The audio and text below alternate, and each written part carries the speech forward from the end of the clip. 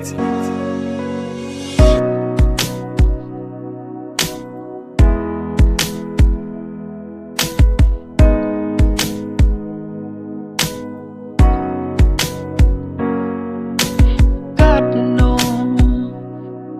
mynsiem jonga pedang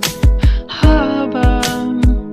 yang donun pikat arliang balai imigran sahabat Bapyn hadum Katne pile dusman nangkong pip yang batle ijang Henry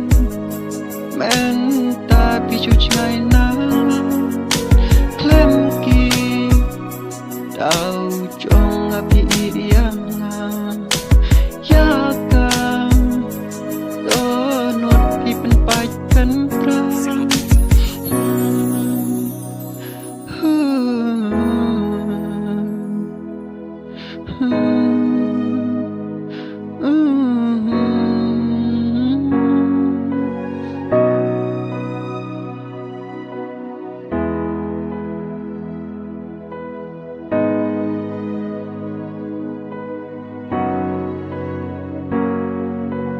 Katno ngadang yai api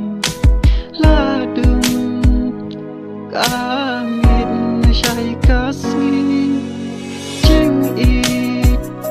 sa shi sing ap kmi lenti kentin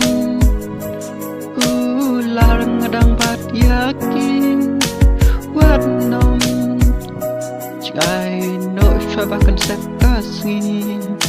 shiu ju nom ngan om klet yap